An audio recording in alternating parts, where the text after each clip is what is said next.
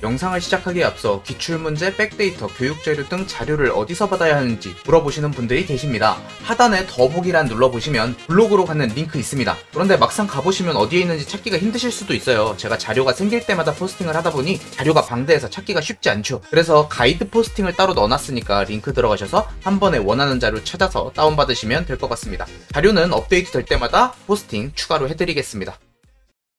그럼 지금부터 ERP 정보관리사 ERP 회계 2급 2021년 1회 기출문제 풀어드리도록 하겠습니다.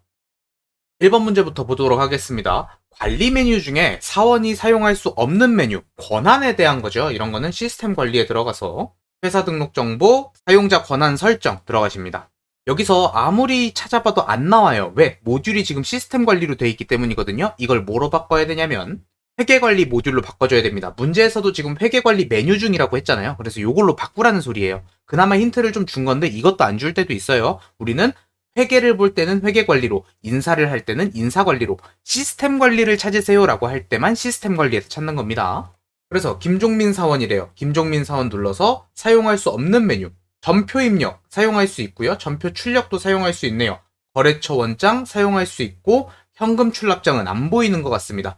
궁금하면은 김은찬 씨는 거의 모든 권한을 가지고 있어요. 그래서 김은찬 눌러보면은 얘는 현금 출납장이 있죠. 김종민 씨는 현금 출납장을 사용할 수 없다라고 생각해 주시면 됩니다. 1번의 정답은 4번입니다.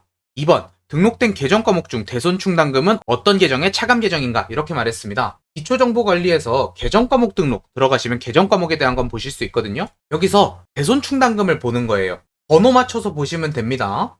여기 당좌자산 더블 클릭해 보시면은 11100 대손충당금 보이시죠? 요거 누르면은 차감이라고 나오고 어떤 계정 과목이 차감인지 밑에 써 있습니다. 지금 보니까 바드러움의 차감 계정이다 이렇게 나오죠. 109번은요. 외상매출금의 차감이다 이렇게 나와 있어요. 각각 번호 눌러보면 차감인지 아닌지 나와 있으니까 확인해 보시면 되겠습니다. 어쨌든 2번의 정답은 4번입니다. 이번에는 시스템 환경 설정입니다. 여기는 전체로 놓고 하셔도 돼요. 어차피 검색하면 다 나오니까요. 하나하나 검색해보면요. 삼각 방식, 등록된 자산은 월할 삼각 2번으로 처리한다고 나와 있고요. 중국어 같은 거는 다국어로 치시면 됩니다. 그럼 다국어는 중국어 사용하고 있고요. 예산 같은 거는 예산이라고 쳐보시면 됩니다. 그래서 예산 통제는 사용부서별로 하고 있다 그러는데 지금 문제에서는 프로젝트별로 하고 있다고 하니까 요게 틀렸네요. 그래서 3번의 정답은 3번입니다. 4번까지 보시면요. 전표 출력, 전표라고만 쳐볼까요? 그러면 전표 출력 기본 양식은 4번으로 한다는 걸 알 수 있습니다. 지금부터 이제 키포인트를 설명을 드릴 겁니다. 특정 거래처 그리고 계정 과목을 줬다 이럴 때는 거래처 원장을 들어가시면 됩니다. 회계관리에서 전표 거래처 원장 들어갑니다. 여기서 3월 31일 검색하시고 계정 과목은 외상매출금, 기간은 3월 31일, 거래처는 어떤 건지 모르니까 엔터 치면 처음부터 끝까지 다 나옵니다. 이렇게 했을 때 잔액이 가장 큰 곳을 찾으시오 라고 했습니다. 부한 실업이 가장 금액이 크게 남은 것 같습니다. 그래서 4번의 정답은 2번이 되겠습니다. 5번 문제. 이 문제는 그냥 시험에 그대로 나오는 경우가 많습니다. 이거는 어딜 보시면 되냐면요. 예산이라고 돼 있죠. 그래서 예산 관리를 펴보시면은 여기 순서가 쭉 있어요. 맨 위에 예산 신청, 그 다음 편성, 그 다음 조정입니다. 그러면 어떻게 봐야 돼요? 신청, 편성, 조정. 즉 1번이 정답이 됩니다. 이거 문제 나오면 요거 키는 거 기억만 해주세요. 그 다음에 대손충당금 설정. 이거는 결산 재무제표 관리에 합계잔액 시산표 들어갑니다. 결산은 6월 30일 결산입니다. 여기서 바드러움에다가 2%를 하라고 합니다. 6억 7,430만원의 2%.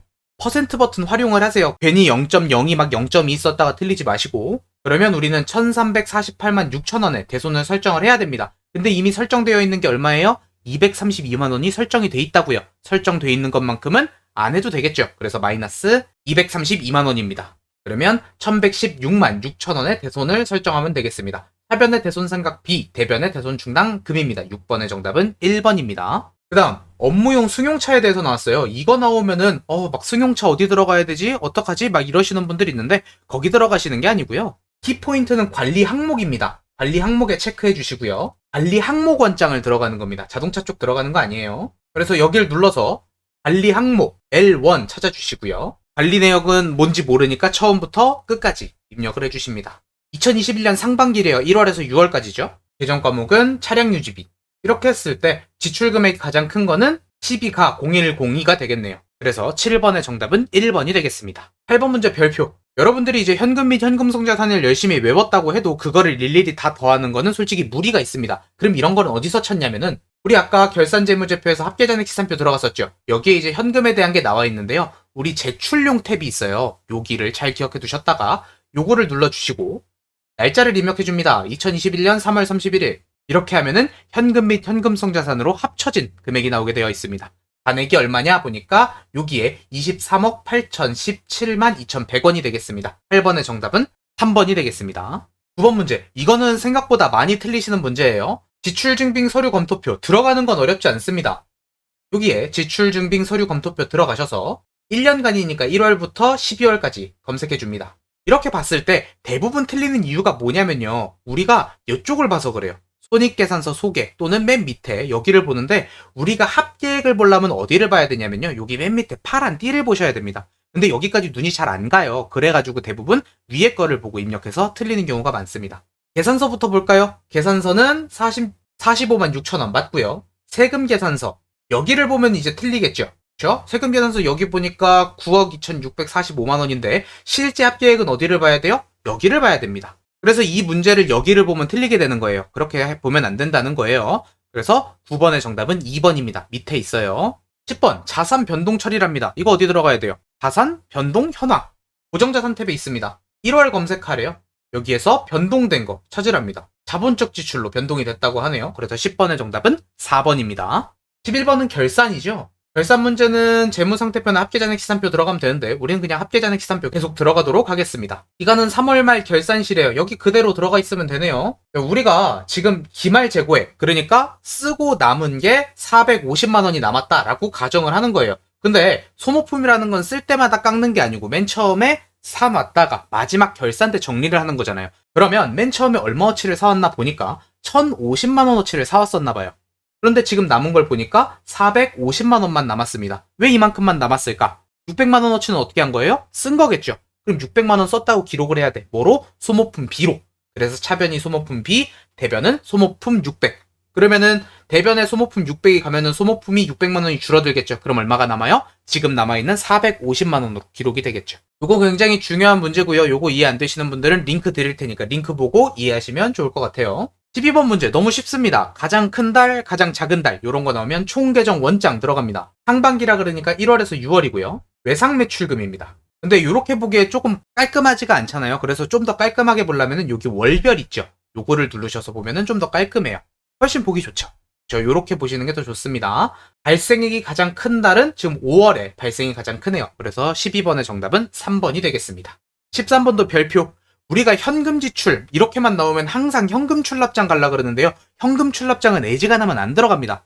비용이 나오고 현금이 나왔다. 이럴 때는 어디를 들어가는 게 좋아요? 1월계표에 들어가는 겁니다. 왜 그러냐면은 1월계표에는 현금 라인이 따로 있어요. 그래서 여기서 현금을 보면 훨씬 빠르게 찾으실 수 있습니다. 3분기라 그러니까 7월에서 9월이 되겠네요.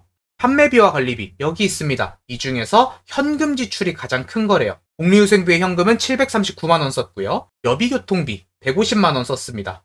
통신비 66만 원 썼고요. 차량 유지비 332만 원 썼네요. 그럼 가장 많이 쓴 거는 복리후생비가 되겠습니다. 13번의 정답은 1번입니다. 그 다음에 분기를 찾으라. 이것도 좀 키포인트 정리해 주세요. 우리가 그냥 월마다 찾는 거는 일반적인 손익계산서를 가도 얼마든지 찾을 수 있어요. 근데 분기마다 비교를 하는 거 물론 우리가 3개월씩 검색을 해서 찾을 수도 있겠죠. 근데 너무 귀찮잖아요.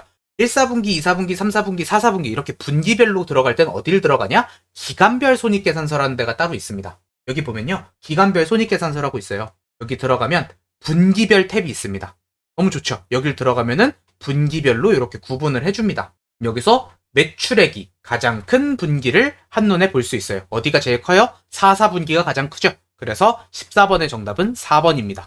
15번 내용은 이건 컴퓨터를 보고 찾는 건 아니고요. 우리가 부가세 신고서를 조금 아는 분들만 할 수 있습니다. 일단 카드로 결제를 했고요. 세금 계산서에 대한 내용은 안 나왔고 불공도 없고 우리가 자산을 취득한 것도 아니기 때문에 주유를 하고 카드로 결제했다? 이럴 때는 신용카드, 매출전표 등 수령 명세서 여기에 들어가셔서 확인하시면 됩니다. 15번의 정답은 4번입니다. 16번 문제도 이건 또 답이 고정되어 있어요. 원래는 이 의제매입세액 공제 신고서라는 거는 우리가 세무쯤 가야지 배우시는 건데 솔직히 말해서 세무를 하고 있으시는 분들이 ER 비급을 하실 리가 없거든요. 그래서 이거에 대해서 설명을 하기는 좀 어렵고요. 그냥 간단하게만 말씀드리면은 연세 물품을 가지고 물건을 만들어서 파는 사람들에 대한 세부담을 줄여주기 위한 내용이에요. 그래서 의제매입세액 신고서는 의제매입하고 면세 요렇게 두 개만 들어간다라고 외워주시면 될 것 같아요. 이거 문제는 2018년부터 계속 이 두 개만 나왔거든요. 그러니까 면세하고 의제매입세액 요렇게 두 개만 외워주시는 게 좋을 것 같아요.